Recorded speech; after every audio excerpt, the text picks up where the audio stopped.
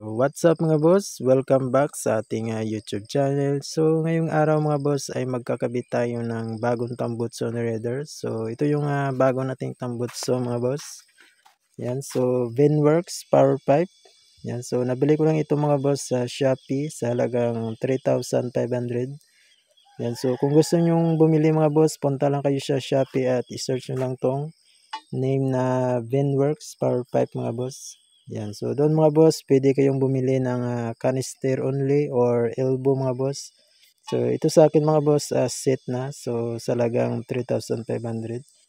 Yan. So ano pang hinihintay natin mga boss? So tanggalin na natin yung stock na tambuso ni Raider para maikabit na natin yung bago nating power pipe mga boss. No? So mamaya mga boss, sound check tayo. So right mga boss, simulan na natin. So gagamit lang tayo ng 13mm mga boss. Yan o, 13mm.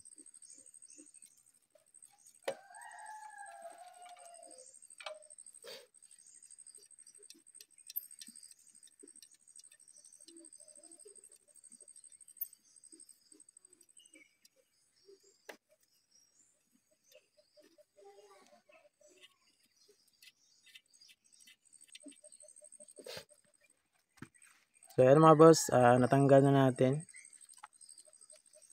So right mga boss, tanggalin muna natin itong kanyang sensor mga boss.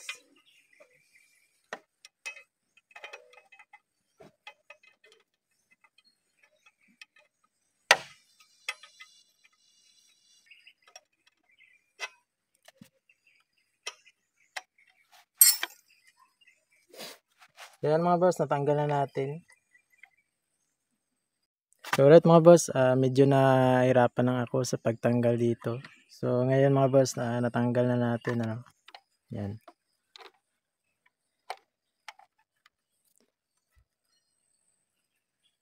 So tanggalin muna natin.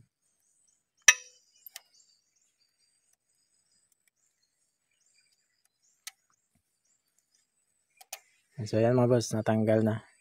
Yan. So right. So right mga boss, ang next naman ay tatanggalin natin tong bolt na to. So gagamit lang tayo ng 12mm mga boss.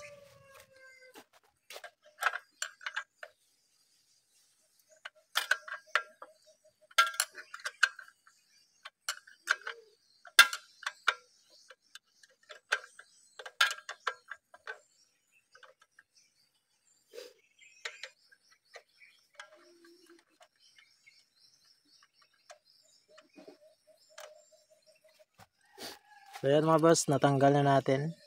Yan. At mga boss, tanggalin na natin.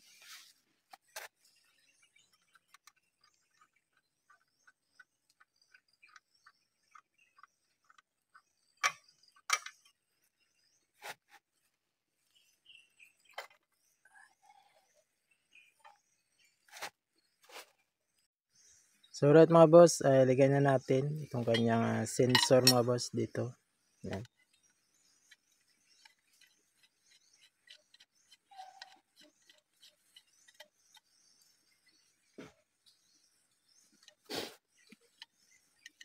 Yan. So gagamit lang tayo ng 17mm mga boss.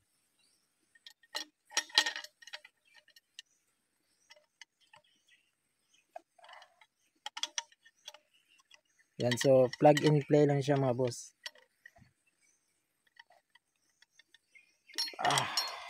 Yan, so okay na.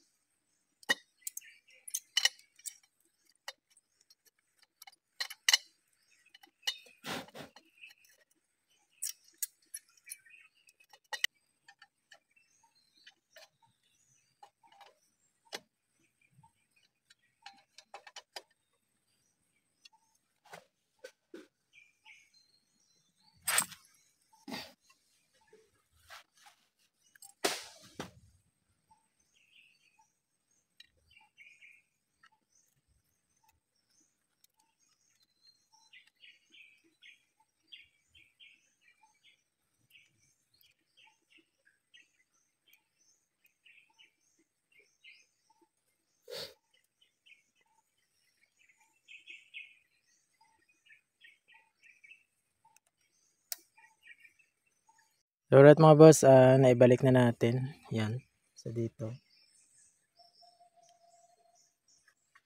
So ayan na mga boss, ano. So ang susunod naman ay ilagay na natin to mga boss. Yan.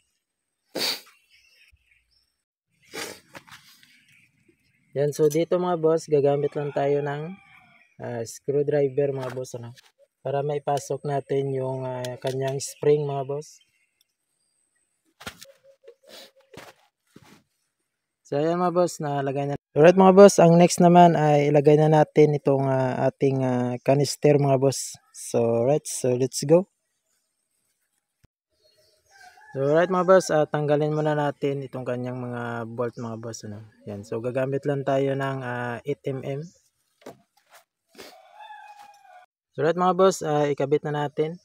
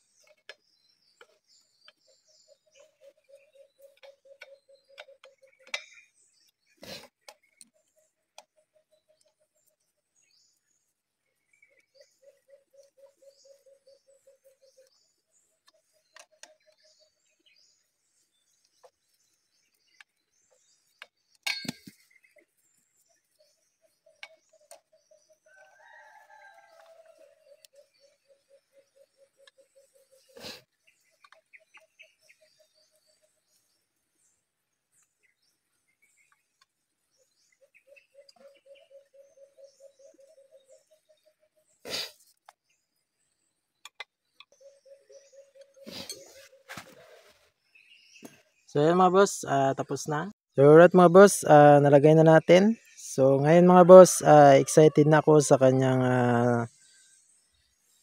tunog mga boss, no. So ngayon mga boss, i-sound check na natin.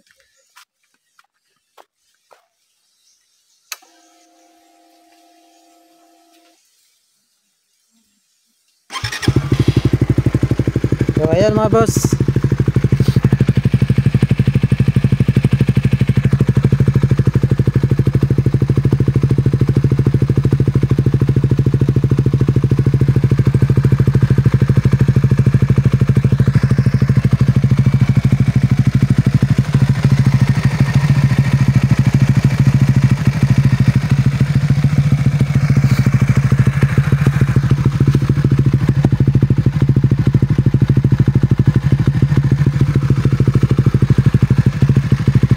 Alright mga boss, napakaganda ng kanyang tunog. Sa personal mga boss, napakalakas. Yan. So i-revolution natin.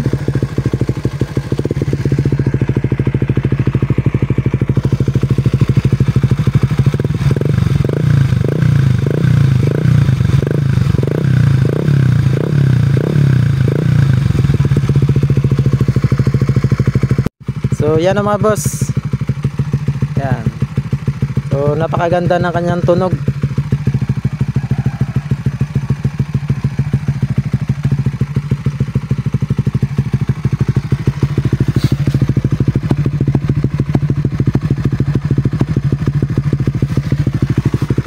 Sa personal mga boss, napakalakas na kayang tunog ano.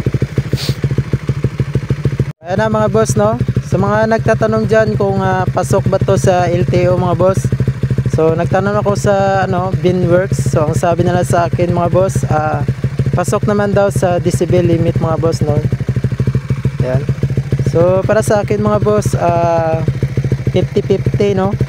Siyempre alam nyo naman mga boss, kahit na modified ba yan or aftermarket mga boss, so wala silang pinipili mga boss, so titikitan ka talaga. Yan. At sa mga nagtatanong naman dyan mga boss no, kung okay lang kung hindi na tayo magpa-remap yun, so ang masasabi ko lang mga boss, so pwede naman mga boss no. At kung nakukulangan ka sa lakas ng motor mo, or hanap mo yung magandang performance mga boss, so mas maganda mga boss na magpa-remap ano.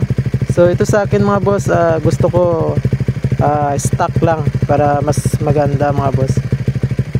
Yan, pag sawa na tayo sa mga ganitong aftermarket, so babalik lang natin yung stock natin na Tambutso mga boss no, para all stock pa rin mga boss. Ayan.